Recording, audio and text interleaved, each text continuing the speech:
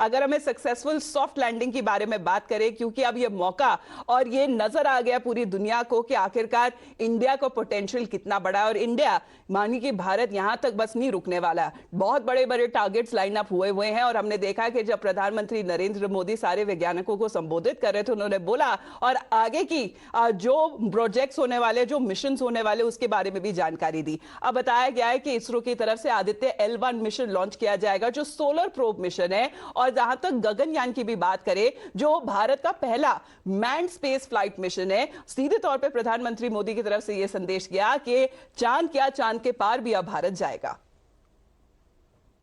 We can all aspire for the moon and beyond. Chandrayaan महाअभियान की ये उपलब्धि भारत की उड़ान को चंद्रमा की कक्षाओं से आगे जाएगी।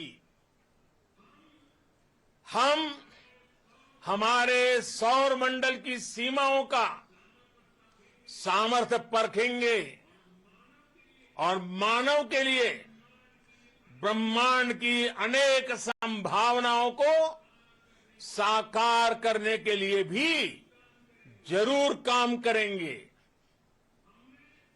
हमने भविष्य के लिए कई बड़े और महत्वाकांक्षी लक्ष्य तय किए हैं। जल्द ही सूर्य के विस्तृत अध्ययन के लिए ISRO Aditya L1 mission launch करने जा रहा है। इसके बाद शुक्र भी इसरो के लक्ष्यों में से एक है। गगनयान के जरिए देश अपने पहले ह्यूमन स्पेस फ्लाइट मिशन के लिए भी पूरी तैयारी के साथ जुटा है। भारत बार बार ये साबित कर रहा है कि sky is not the limit.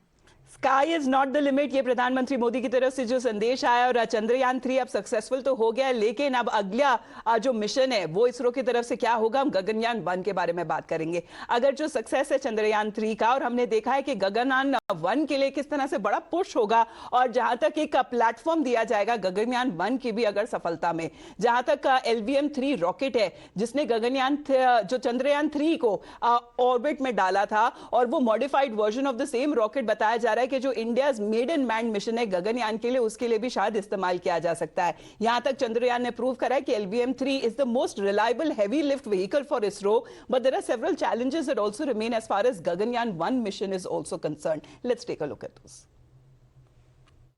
The Gaganyaan is totally different.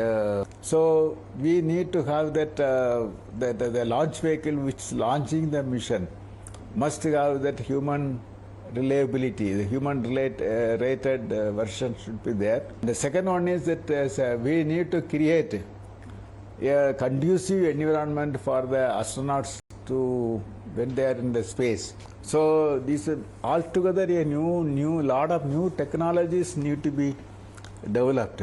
Well, certainly it is going to be a very big a quantum jump as far as the space program is concerned, to provide not only the living space, but the life support system, the protection against the radiation, and above all, safe return of the crew from space are the very important technologies. So once we demonstrate that, we are in par with any other country. Today, we are lagging behind the America, Russia, and China in this respect only. The self-reliance is very much required for an independent country, a nation of this economic power, and so on. तो जैसे ही गगनयान की बात करें, और हमने सुना कि जहां तक इंसानों को स्पेस फ्लाइट कैपेबिलिटी उसके लॉन्च के लिए बताया जा रहा है कि 3 क्रू मेंबर्स को चुना जाएगा, और यहां पर जो 3 क्रू मेंबर्स होंगे उनको लॉन्च किया जाएगा। 400 किलोमीटर की ये जो मिशन बताया जा रहा है, और जिस तरीके से सबसे बड़ी चुनौती होने वाली है उनको सेफली वापस अर्थ तक लाना, धरती तक लाना, और बताया जा रहा है जो लैंडिंग है वो इंडियन सी वाटर्स में हो सकती है। अब under this mission we are told that at least 3 flights will be sent to the low earth orbit two unmanned flights and 1 human space flight. And it will orbit the Earth at an altitude of 300 to 400 kilometers from the Earth to around 5 to 7 days. And the space flight weight, that is around 8,200 kgs, and it is being done at the cost of around 9,000 crores. Now, इसके साथ अगर ये mission भी कामयाब हो जाता है तो भारत चौथा एक ऐसा देश बन जाएगा जिसने अपना ही क्रूज स्पेसक्राफ्ट जैसे पहले रशिया, यूनाइटेड स्टेट्स और चीन भेज चुका है। और ये एम्बिशियस प्लान है क्योंकि हमने चंद्रयान 3 की अभी सफलता हाल फिलहाल में ही देखी है, गगनयान 1 की भी सफलता बताया जा रहा है कि अगले जो प्रोजेक्ट है उसमें पुरजोर ताकत लगाएगा Bharat. I think the success of Chandrayaan 3, it raises everybody's confidence right around the world. But imagine the Indian astronauts themselves that have already been selected and have been training. Imagine how they were looking at this mission. To be able to see India successfully land on the moon, which is one of the most complicated things that we ever try and do in space exploration. The Indians that are training to fly in space, they're going to look at this as a really significant step in increased proven capability of just what ISRO and the Indian nation can do.